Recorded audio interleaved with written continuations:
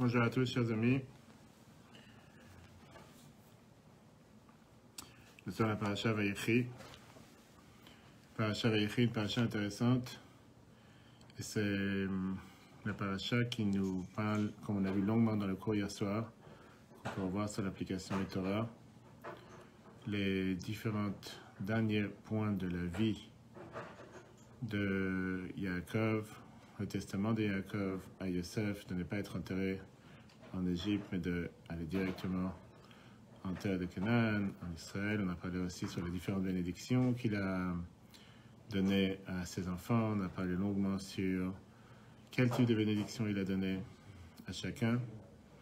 Et après, on a parlé bien sûr sur les différentes notions qu'on apprend de la paracha avec le fameux faux testament que les enfants ils ont dit qu'ils avaient de la part de Yaakov, comme s'ils craignaient que Yosef il allait se venger. Et néanmoins, on a vu les points halachiques qu'on apprend par rapport à si on peut parfois dévier de la vérité pour la paix. Tout ça on peut revoir dans le cours de hier soir. Et on a parlé sur le fait que Yaakov est le seul que la Torah considère qu'il n'est pas mort, à tel point que c'est le seul que la Torah ne dit pas qu'il est mort. Et au contraire, la Torah apprend ici que de la même manière que sa descendance est vivante, alors lui aussi il est vivant. On va voir aujourd'hui un autre point, c'est un point énormément intéressant, qui vient et qui nous parle sur cette bénédiction. Une bénédiction qu'on a l'habitude en général de donner à chaque fois à chaque enfant, surtout dans les communautés séfarades, veille de Shabbat, la bénédiction de comparer chacun, de le bénir qu'il soit exactement comme Ménaché et comme Ephraim. Et la question qui est demandée, comment Ephraim et Ménaché sont devenus l'essence de la bénédiction du peuple juif? Comment est-ce possible? Comment Ménaché pourrait-il ne pas envier le succès de son frère, de son jeune frère Ephraim? Et quelle forme d'éducation, c'est l'éducation la plus efficace? Est-ce que c'est une éducation par la lutte ou bien une éducation d'appartenance? C'est ce qu'on va voir aujourd'hui ensemble. Merveilleux basé sur, bien sûr, comme d'habitude, un merveilleux discours du Rabbi qui vient et qui nous explique quelle est cette notion, qu'est-ce que ça veut dire, cette bénédiction qu'on aurait pu penser en général, que la personne idéale qu'on aurait dû reconnaître ou qu'on aurait dû à chaque fois recopier, ça aurait été Abraham, et pas quelqu'un comme Ménaché et Ephraim que personne ne connaît jusqu'à présent. C'est vrai qu'aujourd'hui, on va dire, dans le monde des adolescents, chacun il a son idole. Certains, ils ont leur idole avec un grand-père, quelqu'un qui a une barbe blanche, quelqu'un, une fois, qui va se dire, quelqu'un qui est dans le sport. Chacun, il décide d'avoir la personne qu'il veut suivre, ou bien la personne qu'il veut copier, pour pouvoir grandir à travers lui. En se disant que si cette personne, elle a réussi à faire telle et telle chose, automatiquement, moi aussi, je peux réussir. Et c'est pas pour rien qu'on voit aujourd'hui énormément d'adolescents qui ont des posters dans leur maison, avec des différents, on va dire, génies, que ce soit dans le sport, que ce soit dans la technologie, que ce soit dans n'importe quelle chose qui existe sur Terre. L'âge d'adolescence, c'est un âge où, en général, les gens, ils essayent toujours de tout faire pour pouvoir essayer de recopier, d'imiter ou d'être à la hauteur de telle ou telle personne. Si on aurait demandé à quelqu'un quel est le poster juif, quelle est la personne idéale que tu aurais voulu mettre dans ton salon, ou aller envers sa lumière. Mais bien sûr que les gens vont toujours penser avec les 7 invités qu'on a dans la soukha, les bergers du peuple juif, les patriarches, Abraham, Yitzhak, Yaakov, Moshe, Aaron, David. Quand on parle d'Abraham, c'est quelque chose de merveilleux. La Torah elle-même nous dit qu'Abraham, ce sera quelqu'un que Ve'eye Bracha, ce sera une bénédiction. Rashi vient et te dit qu'en disant Ve'eye Bracha, ça veut dire qu'Abraham, il sera celui que les gens ils vont vouloir être bénis grâce à lui. Et Simcha Elohim, comme si on aurait dit que la bracha qu'on va souhaiter à chacun, que chacun il soit exactement comme Abraham. Et voilà. On voit dans la paracha de cette semaine qu'en réalité, ce sont deux inconnus. J'ai oublié de dire que le cours il est le Nishmat Moshe ben Rachel et Nissim, qui nous a quittés ce Shabbat. Et nous sommes dans les Shiva justement, et que les Shiva auraient dû se passer ce soir. Le Drash, et donc Failou Nishmato, et bien sûr aussi pour un petit enfant qui fête sa coupe des cheveux demain, très cher Yosef, qui a une longue vie, une bonne santé, pour le mérite et pour la satisfaction de ses parents, son père, sa mère, ainsi que toute la famille. Coutume du peuple juif de bénir les enfants dans plusieurs opportunités. On a cette coutume en général le vendredi soir. Comme j'ai dit tout à l'heure, c'est plutôt une coutume séfarade plus une coutume ashkénaze de séfarade. Chez Chabad, on n'a pas la coutume de le faire. Dans les coutumes ashkénazes, en général, c'est le Yabet, la Vodat Israël, le Tzarat Filot. Pour les Sfaradim, c'est écrit dans le livre de Keter Shem Tov. Mais dans les écrits du Harizal, on n'a pas l'habitude, et c'est la raison pour laquelle chez Chabad, on ne bénit pas les enfants tous les vendredis soirs. On le fait en général la veille de Kippour, on le fait avant d'aller à la Choupa, mais pas dans d'autres opportunités. Néanmoins, comme je disais tout à l'heure, on voit que c'est écrit dans le livre du Maharal de Prague, le Sefer Echaim, qu'on a l'habitude que le père il bénit un enfant, un rabbin il bénit son élève en général le veille du Shabbat, parce que les tuyaux de bénédiction sont ouverts à ce moment-là, et on ne peut pas prendre une bénédiction d'un juif à la légère. Et il y a aussi une autre raison, c'est écrit parce que parfois il y a un parent qui s'énerve sur son fils et il le maudit toute la semaine, ou un prof sur ses élèves, et c'est pour ça qu'au début de la semaine il le bénit, une fois qu'il a béni, il ne peut pas le maudire. Et la bénédiction qui est écrite dans tous les Sidurim, pour un garçon, c'est écrit, on lui dit Yesimcha Elokim qu'Ephraim et Kimnaché, que Dieu te bénisse comme Ephraim et comme Menaché. Et pour une fille, on dit Yesimcha Elokim que Sarah, Rivka, Rachel et Léa, que Dieu te bénisse comme Sarah, Rivka, Rachel et Léa. Et après, bien sûr, on rajoute les Birkat Kohanim. Et ce qui est étonnant, c'est que, alors qu'on voit que chez les filles, on rappelle les images des matriarches, ça c'est l'image à laquelle les enfants voudraient recopier. Chez les garçons, on ne parle pas du tout des patriarches. À la place, on saute les tribus et on parle des petits-enfants. Et on dit, Yesimcha Elokim, que Dieu te place comme Ephraim et comme Menaché. Qui était Ephraim et Menaché? Qu'est-ce qu'il avait de tellement spécial? On parle ici de deux figures qui ont grandi en Égypte. On ne sait pas réellement qu'est-ce qu'ils sont. Et ce qui est étonnant, c'est pourquoi ils ont eu un tel mérite. Pourquoi Ephraim et Menaché ont un tel mérite? Pourquoi on les choisit plus que les grands frères? Issachar, Zvulun, Yehuda, Yosef, Moshe, Aaron, David, Jonathan. La question qui dérange, c'est quelle est cette bénédiction qu'on souhaite à chacun, soit comme Ephraim et Menaché? Qu'est-ce qu'on souhaite à nos enfants? Peut-être des gens qui vont savoir apprendre la Torah, des hommes d'affaires, des gens qui vont travailler dans les affaires communautaires, des gens qui vont faire don d'eux-mêmes. La source de cette bénédiction se trouve dans la Parasha Vayechi, Hodou. La Parasha Vayechi qui vient et qui termine tout le Sefer Bereshit. Et qui raconte la fin de la période des patriarches et des tribus. Hodou. Le Yaakov, il va bientôt mourir. Et il appelle Yosef pour se séparer de Yosef. Yosef et ses deux enfants, ils viennent et il les met devant lui pour le bénir. On a vu dans les cours, dans les années précédentes, qu'on peut revoir sur l'application et Torah, quelle est cette idée, pourquoi il a échangé les mains, pourquoi il a mis la main gauche sur le plus grand et la main droite sur les plus petits. Mais là, ce qui dérange, c'est que dans le Chumash Bereshit, chapitre 48, verset 20, Yaakov, il dit, la Torah nous dit, les morts, il leur a dit la chose suivante, Becha Yevarech Israël les morts. Comme ça, il te bénira Israël en disant Yesimcha Elokim qu'Ephraim et Menaché. Dieu il t'a placé, qui te place comme Ephraim et comme Menaché. Vient Rashi sur la Torah et vient et te dit que Abba Levarech et Banav, celui qui vient bénir ses enfants, Yevarechem Kebirkata. Qu'est-ce que tu viens de dire? Il va les bénir comme leur bénédiction. En deux mots, qu'on doit souhaiter à chacun Yesimcha Elokim qu'Ephraim et Menaché. Que tu sois comme Ephraim et comme Menaché. Ça veut dire la fameuse bénédiction. Ça, c'est le poster que chacun il va avoir chez lui à la maison. Et la question qui dérange, comment Yaakov, celui qui a eu la chance d'apprendre la Torah avec son grand-père, avec son père Yitzhak, son grand-père qui était Abraham, qui a grandi avec les génies du peuple juif, Abraham et Yitzhak, celui qui a vu qu'est-ce qui s'est passé avec Yehuda et Yosef, il a vu la reconstruction de la famille, le pardon qu'il y a eu entre les deux. Comment il fixe que l'idéal juif, c'est pas les patriarches, c'est même pas ses enfants, mais c'est la génération future, ses petits-enfants? Une question qu'a demandé le Rabbi Elach Shapira de Dinov, celui qui a fait le livre Bnei Issachar. Pourquoi on va bénir tous les enfants juifs avec la bénédiction qui soit comme Ephraim et Menaché? Pourquoi on ne bénit pas tous les enfants juifs qui soient comme Reuven et Shimon, ou n'importe quel autre des 12 tribus? Ephraim et Menaché, c'est vrai, comme on l'a vu hier soir, dans la paracha de cette semaine, Yaakov, il dit à Yosef que Ephraim et Menaché soient considérés comme Reuven et Shimon. Ils ne font pas partie des 12 tribus à l'origine.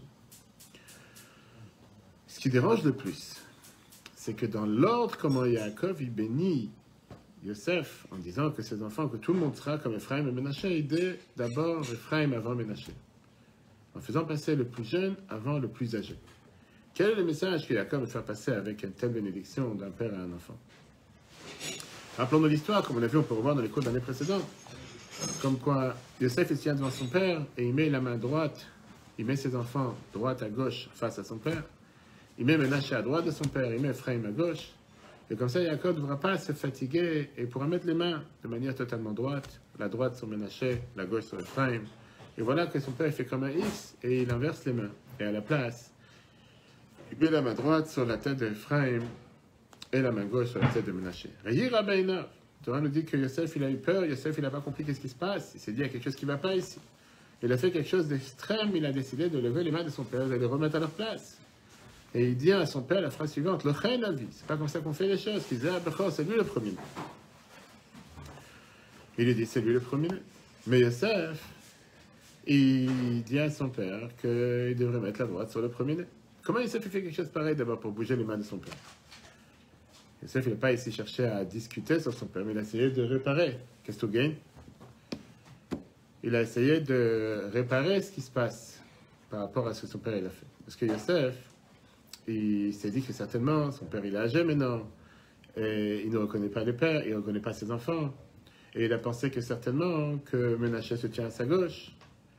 Et c'est pour ça que Yosef, il a organisé de droite à gauche, sa droite à gauche. Et il a mis Ménaché à sa droite, qui était la gauche de Yaakov, et Ephraim à sa gauche, qui était la droite de Yaakov. Quand Yaakov, il a inversé les mains, il a voulu devancer Ménaché et Ephraim. Et puisque les choses se passent de telle manière, Yosef, il a essayé de faire en sorte d'arranger les enfants de droite à gauche de son père. Et comme ça, son père mettra les enfants directement, la main droite sur Ménaché et la gauche sur Ephraim. Parce que c'est justement... D'abord, il aurait pu poser à son père, pourquoi tu fais une chose pareille? Comme ça, le Raj va me dire. Mais Yosef, il a dit à son père en disant, les enfants ne sont pas placés comme tu penses, en deux mots, que moi j'ai mis Ménaché à ma droite. Je l'ai mis spécialement à ta droite. Et donc, tu n'as pas besoin d'inverser tes mains. Beaucoup d'autres commentateurs ne sont pas d'accord, disent que Yosef, il a clairement crié. Il a crié, il a tremblé. Le Hal-Shech nous dit, il a dit, l'Ochen, bien s'étonnant, il dit, on n'a pas assez subi jusqu'à présent. C'est ça que tu m'as mis cette jalousie avec le plus petit enfant, le plus jeune, avec les frères, avec la jalousie de la Ktonet Passim, cette tunique qui était, pour certains multicolores, cette tunique qui était spéciale, que Yaakov a brodé pour Yosef. Pourquoi encore une fois maintenant mettre cette jalousie entre les deux frères?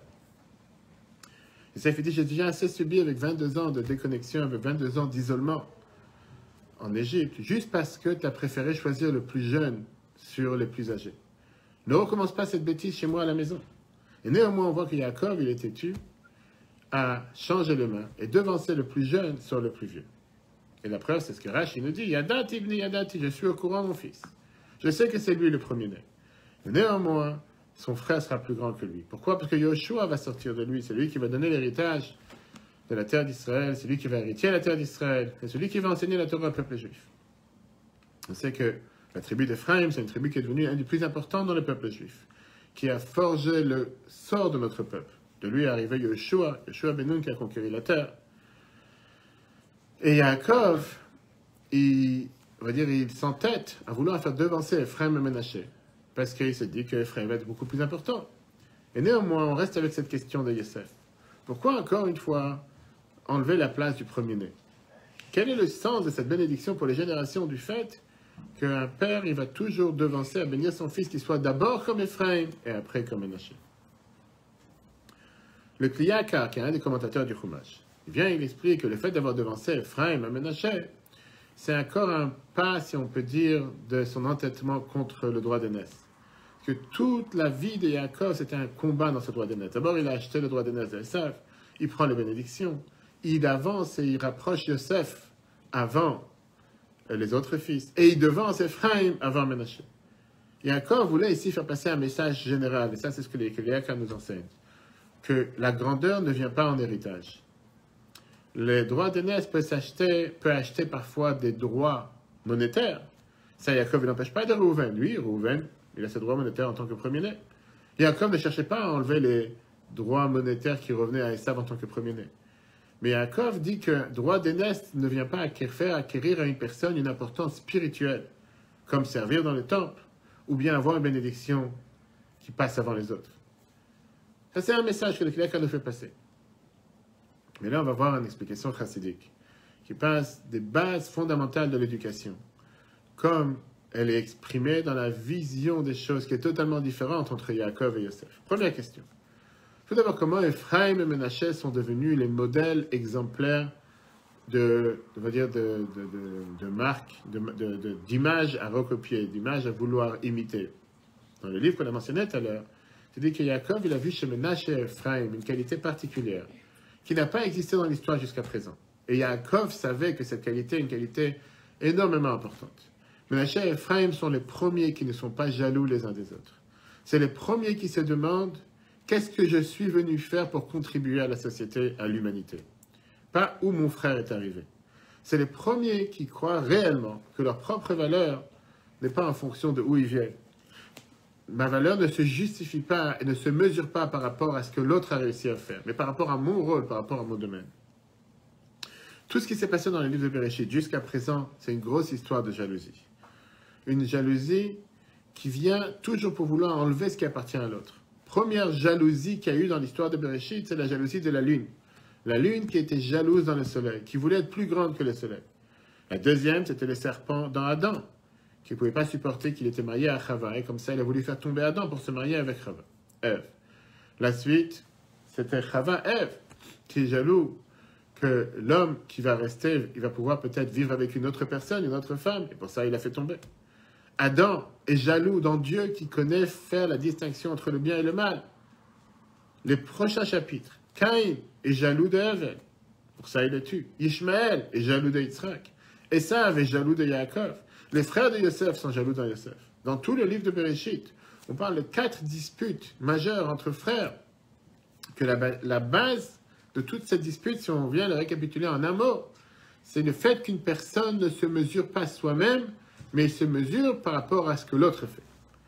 Et là, Yaakov dévoile ici quelque chose qui est totalement différent. Il voit une maison dans laquelle il n'y a pas de jalousie. Il n'y a pas de mauvais œil.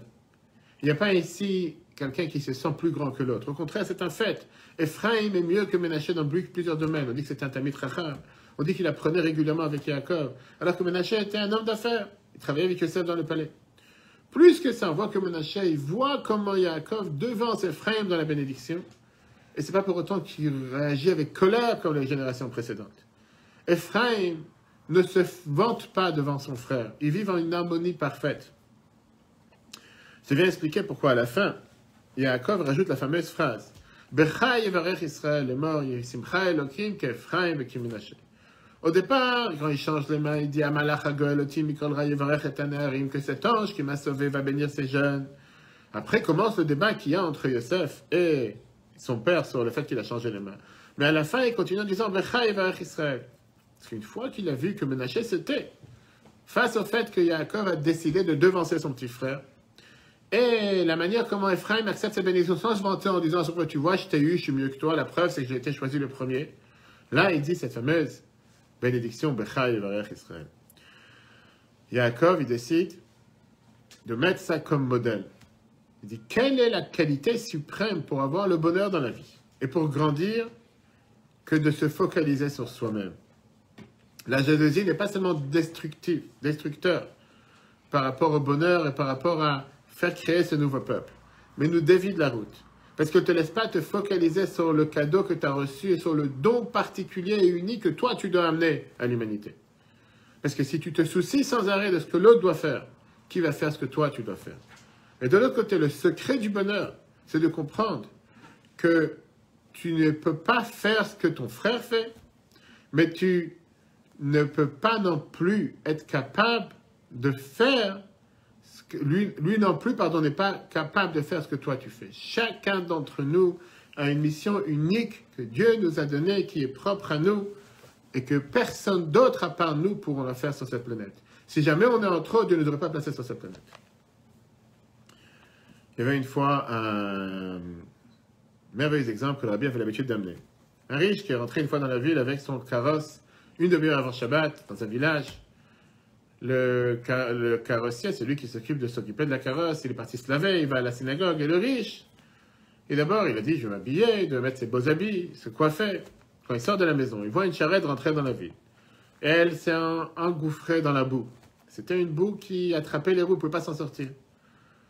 Et c'était juste avant Shabbat. Et la pitié de ce riche s'est réveillée, il est parti vers le carrosse, il a essayé de la débouer, si on peut dire. Enlever les roues de la boue.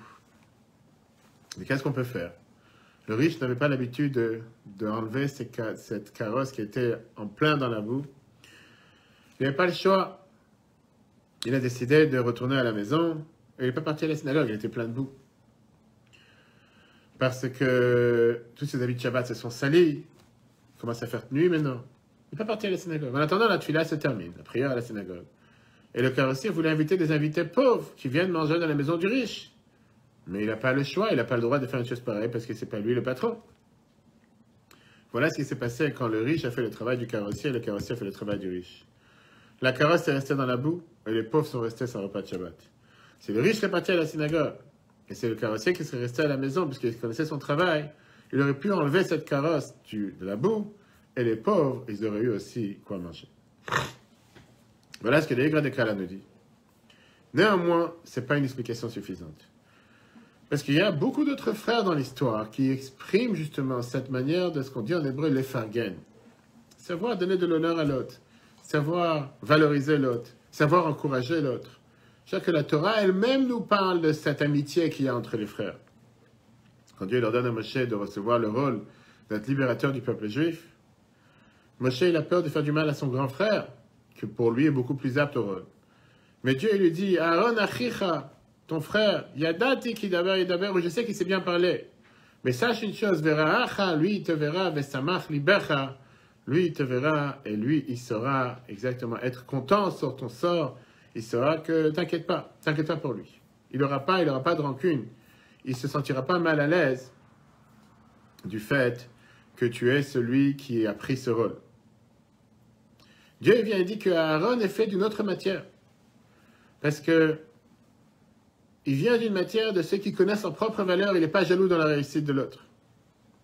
Plus que ça, Aaron a sanctifié sa vie, a donné sa vie pour être au service de son jeune frère. Quelque chose qu'on n'a pas vu avec Menaché et Réhouven. Alors, est-ce que c'était pas mieux de bénir chaque enfant juif avec la bénédiction Bechai Yevarech Israël, qu'on soit comme Aaron et Moshe? Merveilleuse explication sur la qualité éternelle de Menaché et Ephraim dans un discours que le Rabbi a mentionné ce Shabbat, Shabbat Vayechi, qui est aussi Shabbat Razak, le Shabbat dans lequel on finit le Chumash Vayechi en 1970. Le Rabbi il explique, et le Rabbi il était avec toute sa vitalité et tout son enthousiasme en train d'expliquer, que dans ce Fabringen chez le Rabbi, il y avait des étudiants de toute l'Amérique qui sont venus à l'époque, il y avait ce qu'on appelait le Shabbat de la Bdisha. Bdisha qui était la rencontre, on fait venir des étudiants de toute l'Amérique qui venaient pour justement la semaine dans laquelle c'est la fin de l'année civile, comme cette semaine. Et donc, ils profitaient de ces vacances pour venir à Krenex, dans le quartier du Rabbi, et profiter de ce qui passe autour du Rabbi, apprendre, enseigner, etc. Et le discours que le Rabbi il a mentionné, l'explication, c'était aussi pour eux. Rabbi dit, réfléchissons un instant. Le moment que Yaakov il descend en Égypte pour rencontrer Yosef et ses enfants, tout ce qu'il sait sur l'Égypte, c'est que ses grands-parents se sont enfuis de là-bas en son temps. On parle d'un endroit de niveau bas spirituellement, un endroit totalement détruit, jusqu'à ce que Pharaon a dit à Abraham, prends ta femme et 20 ans, ne reste pas ici en Égypte, qui est un pays qui est plein de choses abominables. Yaakov, il est dans la charrette. Et certainement, il s'est dit, je vais rencontrer 2 enfants avec un aspect égyptien, avec des boucles noires, peut-être avec un petit t-shirt déchiré de tous les côtés, et la cigarette dans la bouche. Et la charrette se rapproche. Et Yaakov, il voit 2 enfants avec un visage raffiné, qui sortent comme s'ils viennent de sortir d'une école talmudique à Jérusalem, avec un visage sérieux, des petites casquettes de l'époque, avec des tzitzit qui sortent du pantalon. Yaakov, il dévoile ici 2 enfants qui ont grandi en Égypte, qui sont juifs par excellence, qui sont une apparence juive. Pas parce qu'ils ont eu un prof au Talmud Torah, pas parce qu'ils ont grandi dans une grande communauté avec 300 personnes chaque Shabbat, mais parce qu'ils ont cette foi dans le chemin, ils savent qui ils sont et qu'est-ce qu'ils sont. Et c'est là que Yaakov il vient et dit, Bechai Yevarech Israël. Vous êtes la victoire du Bereshit. Vous venez témoigner que nous, les patriarches, on a réussi dans la mission. Am Israël Chai, le peuple juif est vivant et vivant éternellement. Si on est capable d'éduquer des enfants pareils en Égypte, à ce moment-là, on sait que c'est une chanson qu'on ne pourra jamais stopper. Oui, parfois, justement, les gens ils pensent, non, si j'avais été dans tel et tel pays, dans tel et tel endroit, dans tel et tel lieu, seulement en Israël, je peux pratiquer la religion comme il faut, dans tel endroit, je ne peux pas marcher avec une kippa dans la... Et tout ce que les gens donnent comme excuse à longueur de journée.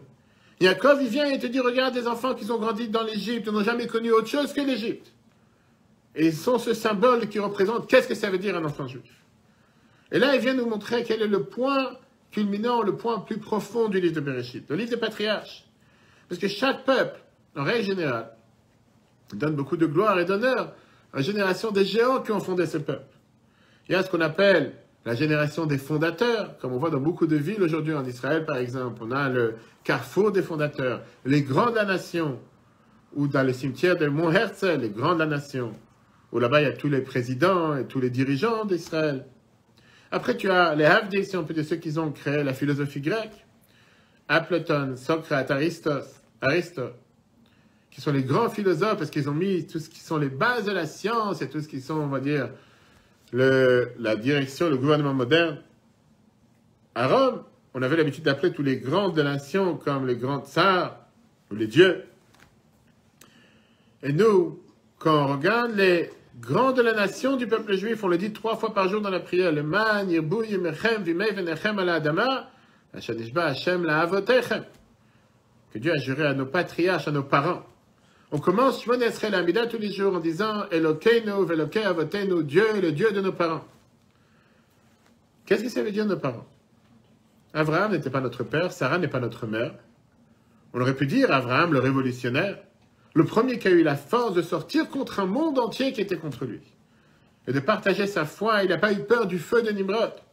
On aurait pu dire le croyant, père du monothéisme, qui a justement bouleversé cette théologie, qui a propagé cette théologie en dévoilant qu'il y a certainement une force suprême qui est là en train de faire tourner cette planète. L'homme de bonté, comme on a vu dans la paracha de Vayera, il a invité les anges, il a protégé les gens de Sodome et Gomorrhe. La réponse racidique à cette question est très simple. Qui sont des patriarches? Ceux qui donnent des naissances à des enfants. Abraham était le premier qui s'est battu pour la continuité, qui s'est battu d'en faire une affaire familiale qui va durer jusqu'à la venue de Mashiach. Abraham n'était pas celui qui s'est demandé la question « qui je suis ?» mais il s'est demandé « qu'est-ce qui va en rester derrière moi ?» Abraham n'était pas le plus grand homme de l'histoire. Avant lui, il y avait des gens aussi importants. Adam, qui a été le premier homme qui a été créé par les mains de Dieu. Methuselah, qui a vécu le plus long à l'époque. Hanor, qui est devenu un ange de Dieu. Noah, qui était celui qui a sauvé la planète. Mais c'était, on va dire, tous ces gens-là qu'on vient de citer, étaient des gens particuliers qui ont duré une seule fois. Ils étaient importants, ils ont eu un impact, mais c'était usage unique. Ils ont disparu sans aucune continuité. Les pommes d'Adam sont tombées loin de la pomme. Sur 15, on ne lui a pas parlé. Ève, elle a été tuée quand elle était jeune. Chet, son 3e fils, on ne sait même pas de quoi, qu'est-ce qui se passe avec lui. Les enfants de Noah, on n'en parle presque pas. Lui, c'est vrai que dans les Midrash, on dit quelques mots intéressants sur Shem, les Sémites, les enfants de Noah, et c'est dans le Midrash. Les patriarches commencent ici une nouvelle, pas seulement un mode de vie, mais une nouvelle vision de l'humanité. Pas un homme, pas une seule personne, mais une famille. Ça ne suffit pas d'être soi-même grand, mais de créer ce mouvement vivant qui grandit et qui devient éternel. Et le meilleur moyen, c'est de le faire passer par les enfants. Tu peux parler sur les grandes valeurs. Tu peux faire des grands dons sur des forêts, sur des grands ronds-points, sur des grandes places. Mais il n'y a pas plus important que graver les choses dans les cœurs. Parce qu'au final, le monde est fait d'humains, d'hommes, d'êtres humains. Le monde, c'est l'humain, l'homme ou la femme. Et donc la meilleure chose, c'est d'éduquer les humains. C'est pour ça que la Torah donne comme mission à Abraham qui est dative, le man achayet savet, banav, acharav la sot zakor mishpat. Je savais que c'est celui qui va ordonner à ses enfants de faire la justice et de faire le bien. La révolution planétaire que les patriarches ont fait s'exprime essentiellement chez Ménaché et Ephraim. Eux qui ont grandi dans les endroits les plus éloignés de la religion, dans la nudité de la terre qui était considérée comme une terre qui était pleine d'abominations, dans la maison de quelqu'un qui dirigeait les finances du monde entier. Ils avaient toutes les raisons pour ne pas grandir en tant que juifs. Ils n'avaient aucun copain, ils n'avaient aucun ami. Et néanmoins, ils ont grandi en étant différents et ils ont grandi avec cette fierté juive. Ça, c'est la bénédiction profonde que Yaakov il dit « Becha yevarech Israël ». C'est par des enfants pareils que je veux que le peuple juif soit béni. Et c'est ça la bénédiction que tous ceux qui bénissent leur enfant chaque veille de Shabbat ou veille de Kippour avant la Choupa, on dit aux enfants, soyez des Juifs par votre propre mérite, sans dépendance qu'il peut y avoir dans l'air qui parfois n'a aucun rapport avec la réalité sur le terrain. Dire parce que mon grand-père était un grand rabbin n'a aucune valeur. Qu'est-ce que sont les petits-enfants? Avoir un grand-père, un rabbin, vous savez, la famille histoire qu'on raconte à chaque fois, quelqu'un qui rentre dans un restaurant et voit quelqu'un à la caisse qui n'a pas de barbe et qui n'a pas de kippa. Il lui demande c'est quoi la théouda de kasher qu'il y a dans ce restaurant. Et la personne dit, tu vois le tableau qui est accroché sur le mur? Ça, c'était mon grand-père. Regarde ce grand rabbin à la barbe blanche qu'il avait jusqu'au par terre. Et la personne qui lui dit, si c'est ton grand-père qui aurait été à la caisse et toi dans le tableau, on aurait pu fermer les yeux. Mais comme ton grand-père, il est sur le tableau et toi à la caisse, je te demande la question. Rabbi, il écrit ça dans son Likutei Sichot, volume 15, page 435. Ça, c'est la perfection, la culmination de l'essence même de ce que les patriarches ont laissé. La perfection de Yaakov à travers Menaché et Ephraim. Puisque la nature humaine, c'est de ne pas se suffire que ces choses continuent par une personne qui est apte, mais qui continue par ses propres enfants. Dieu, Abraham, il dit à Dieu, à quoi ça sert de me donner toute cette richesse si je n'ai pas d'enfant sur terre? Malgré les qualités d'Eliezer, ce n'est pas mon enfant. Abraham voulait avoir des enfants, que eux vont continuer à se battre pour les choses pour lesquelles lui il s'est battu. Comment on mérite une telle satisfaction des enfants? Comment on réussit à faire grandir des enfants à Caire, en Égypte, ou Sharm el-Sheikh aujourd'hui, comme s'ils avaient grandi à Jérusalem ou à New York, qu'ils soient des Juifs par leur propre mérite, et pas par l'atmosphère, ou pas par la nostalgie, qui n'ont pas cette crainte d'être différents de tous. Et là, on rentre dans ce fameux grand débat qui s'est passé entre Yaakov et Yosef, faire devancer Ephraim et Menaché. Regardez un point on peut voir ici un point majeur qui se passe dans n'importe quelle étape de notre vie. Yosef et Yaakov, ils débattent. Quel est le point central qu'on doit mettre pour l'éducation des enfants, l'éducation de soi-même? S'éloigner du mal ou faire du bien? Se battre ou sentir une appartenance? Faire attention à la crainte, à la peur, ou bien renforcer les opportunités?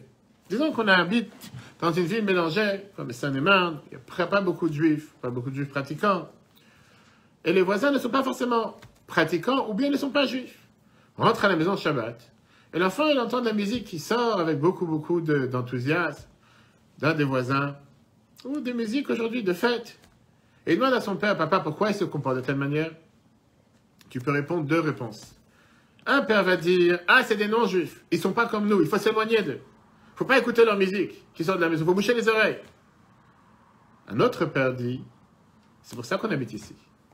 Pour qu'ils puissent regarder comment nous se comportent et que nous, on puisse savoir comment eux se comportent. Nous sommes des envoyés de Dieu, des ambassadeurs de Dieu sur cette planète pour être un modèle de recopiage. Oui, nous sommes des ambassadeurs d'être hors la gaïne, d'être une lumière pour les nations. Pas pour dénigrer l'autre, pas pour abaisser l'autre, pas pour dire que l'autre il est non-juif, l'autre il est non-pratiquant, il ne faut pas les regarder, il faut s'enfermer, il ne faut pas les fréquenter. Non, au contraire, partage les valeurs de la Torah, la lumière de la Torah, la lumière des mitzvot à travers toutes les nations. Un enfant, il peut demander à son père d'avoir un smartphone. Certains vont dire, un père va répondre, t'es fou. Un enfant religieux qui va avoir un smartphone de dernière génération, il va faire les plus grands péchés avec. Il faut casser, il faut détruire. Qu'est-ce que tu vas faire à ton âme? Un autre père va dire, ton père, Dieu t'a donné une âme raffinée. Aujourd'hui, tu as la possibilité de te consacrer ton temps dans la vie, à remplir ta tête avec des valeurs de Torah, de prière. Tu es capable de faire beaucoup plus que ce téléphone. Si Dieu veut arriver à un moment, tu vas pouvoir l'utiliser et tu sauras comment l'utiliser comme il faut. Aujourd'hui, prends le temps que tu as pour utiliser et valoriser les choses importantes dans la vie. Le premier se focalise sur les menaces. Le deuxième cherche à créer l'appartenance et surtout se focaliser sur l'opportunité que tu as. Qui a raison? Les deux, ils ont raison. Parce que dans la vie, il faut avoir et Sourmera et Asetov, et s'éloigner du mal, et savoir qu'on ne peut pas fréquenter des mauvais voisins, comme si c'était notre propre maison. Et oui, parfois, pour certaines personnes, d'avoir un smartphone, ça peut détruire leur vie, à passer des heures et des heures, à passer du temps sur des bêtises, au lieu de remplir sa tête en train d'apprendre, et remplir, surtout pour un enfant, d'utiliser son temps de manière constructive. De l'autre côté, on ne peut pas éduquer un enfant seulement en s'éloignant du mal. On a besoin aussi de la part de Asetov, faire du bien. Sentir un sentiment d'appartenance, pas un sentiment de rejet, pas un sentiment sans arrêt de se dire « je n'appartiens pas, je n'ai pas le droit, je ne peux pas ». Mais quelle est la chose essentielle qu'on doit faire dans la vie? Yosef, il a un débat entre les deux côtés. Son grand-fils, il appelle Menaché, qui montre le fait d'être séparé, enfermé. cette ségrégation qui est pas fréquenter les autres. Menaché veut dire Nachani Elohim. Dieu m'a détaché, Dieu m'a séparé de la maison de mon père. Je vis dans la nudité de la terre. Dieu m'a fait oublier la belle maison que j'avais à Hebron. Chaque vendredi soir, Yosef est assis avec Menaché et Ephraim. Il ferme ses yeux. Il dit venez, on ferme les rideaux. Venez, on ferme les oreilles à la musique égyptienne qui sort dehors. Venez, on chante une chanson qu'on chantait dans la maison de notre père. Avec des larmes, il chante le fameux Shalom Alechem, Azam Bishvachim, Maïdidout, etc., etc. Quand il sort dans la rue chaque jour, il voit les filles égyptiennes qui regardent sa beauté. Il enlève les lunettes et il tourne la tête et il dit à ses enfants, Menaché et Ephraim, nous ne pouvons pas regarder ces choses-là. Ça, c'est Menaché. Mais à son deuxième enfant, il appelle avec un nom contraire, il appelle Ephraim. Ephraim sur le miracle, sur cette énorme opportunité qu'il a reçue ici en Égypte, qu'il n'a jamais eue jusqu'à présent.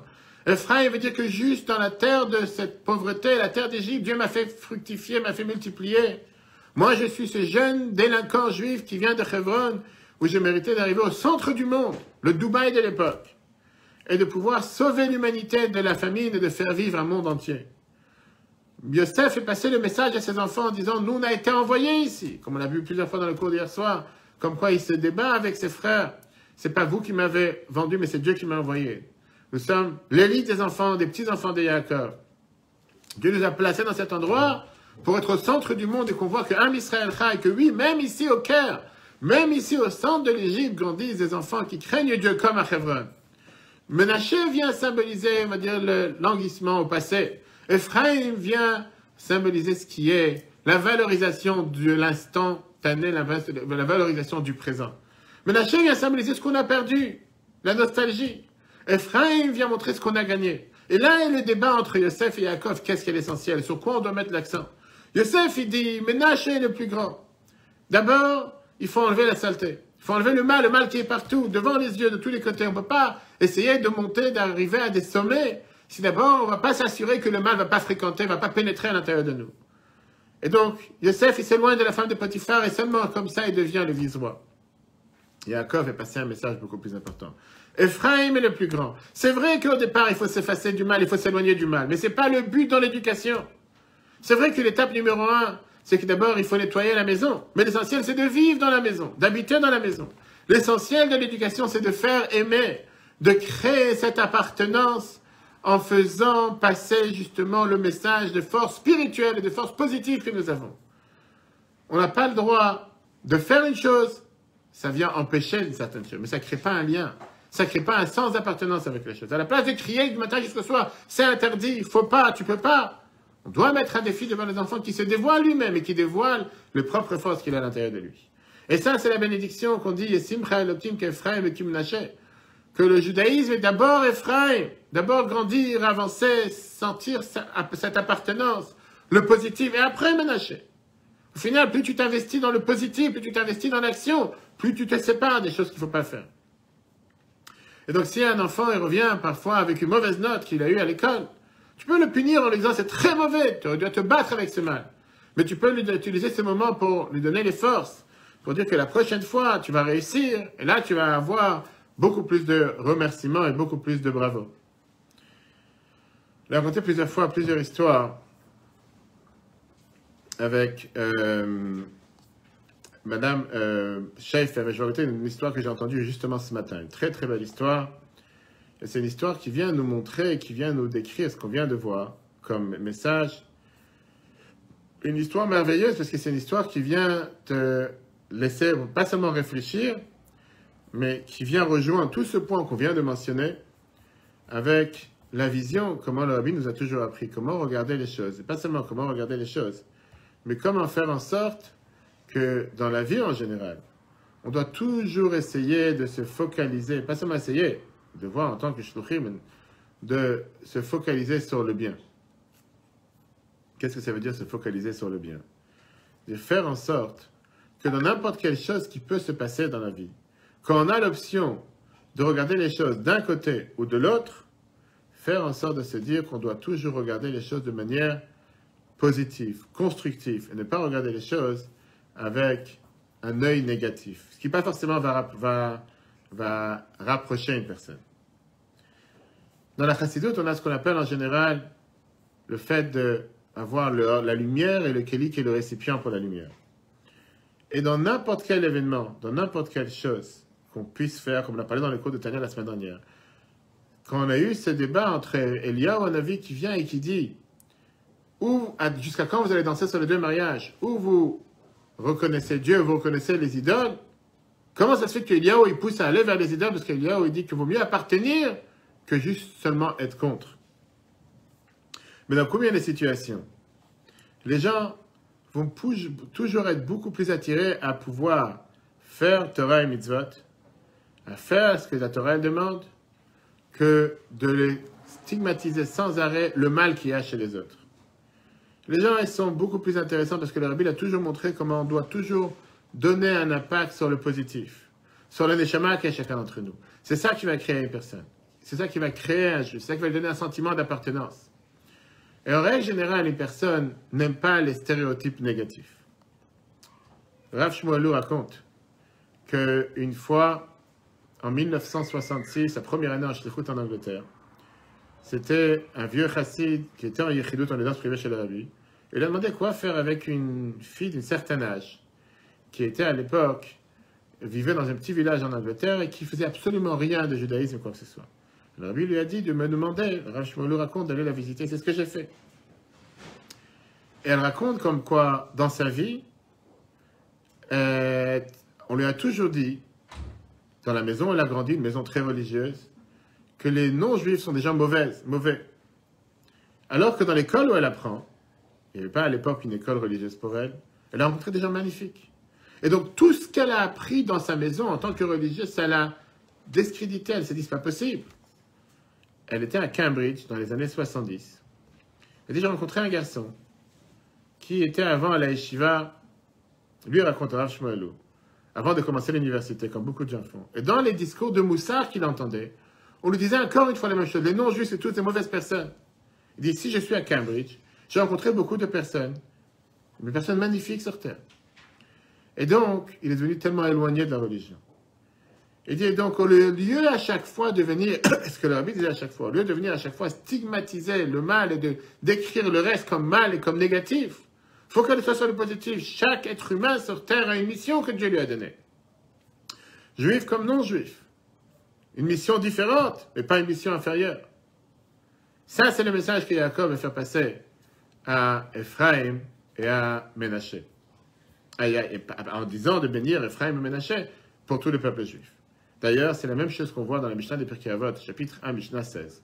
Shammai dit, Shammai dit, il faut accepter, accueillir chacun avec joie et avec enthousiasme.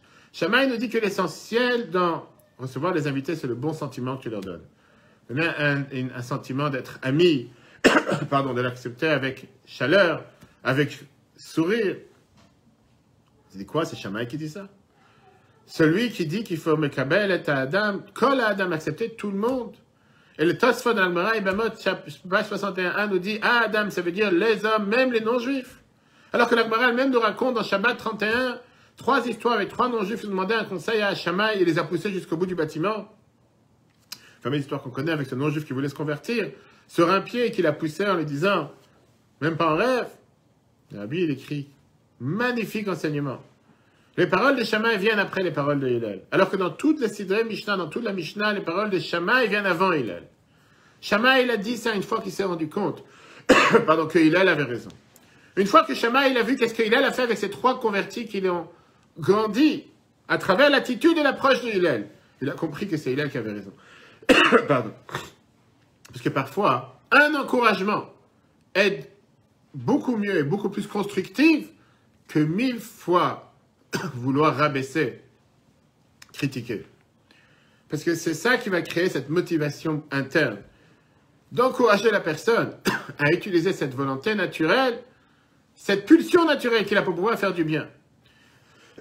Alors que une critique, ça va peut-être aider à une motivation externe, avoir la peur d'une punition. Ça ne va pas encourager la personne sur le long terme à avancer.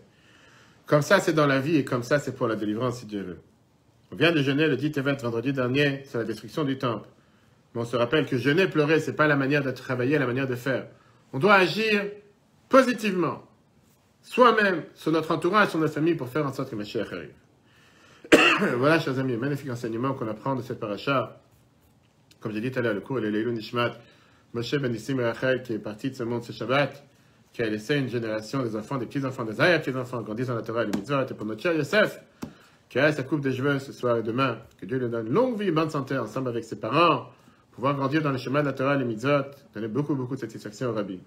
Et grandir dans ce chemin comme Ephraim, et d'abord Ephraim, après Menaché, c'est même avec son enseignement.